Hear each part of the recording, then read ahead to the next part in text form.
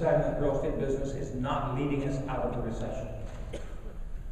U.S. home sales have collapsed. They are dangerously low. When you look at, this is an old fascinating statistic. I haven't had time to put a slide up for you yet, but the thing is really interesting about new homes and family formation.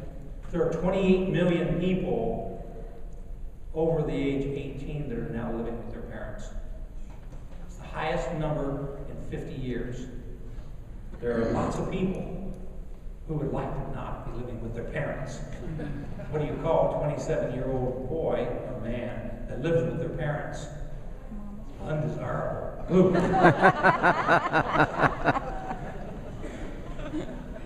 Anyway, that's another story. That pent-up demand is going to have an impact. Our housing starts are way too low, and when the economy turns around, there's not enough lots made.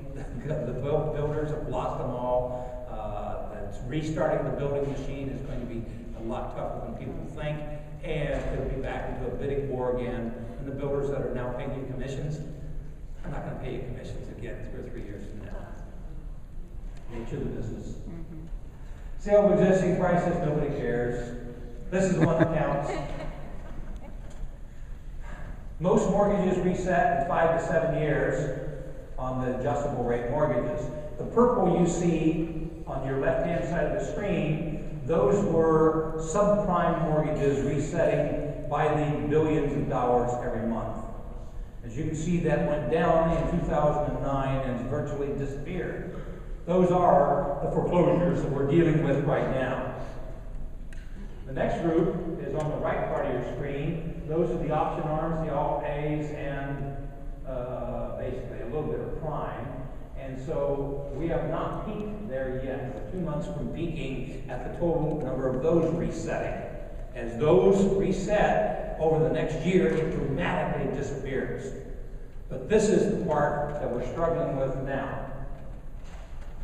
4 colors on this. The very bottom color, hard to see. 30-day delinquencies, 60-day delinquencies. The yellow or gold is 90-day delinquencies, and the red are in the foreclosure process. So if you look at those, you can see how that dramatically bulged and went up through 2010 and peaking and starting to come down at this time. If you look at the middle section, that gold or that yellow section, that's 90 days delinquent. 80% of those 90-day delinquencies will go into the foreclosure short sale REO process.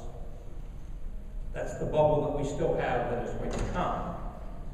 Now, the Congress is trying desperately to figure out how to do whatever they can. There is underfoot an attempt to allow foreign people visas if they will come in and spend $500,000 on real estate in the United States.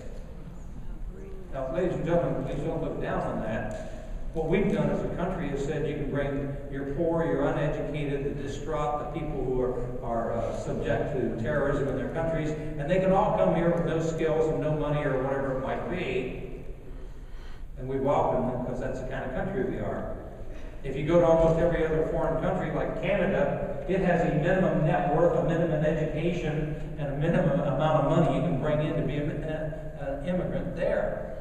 They're bringing in trained people with skills, with money, that don't need food stamps or anything else. So there's nothing wrong with us. We need immigration. We've allowed illegal immigration. The illegal immigrants, we've heard me talk about that before. They too will be assimilated. However, it ends up happening. They will be part of our society. But allowing people to come in, and they're not necessarily taking jobs. It's people who want to get money out of their country and have a second home. There are people in Venezuela, in Brazil, in Colombia, in Argentina, Chile, that are good, not terrorists.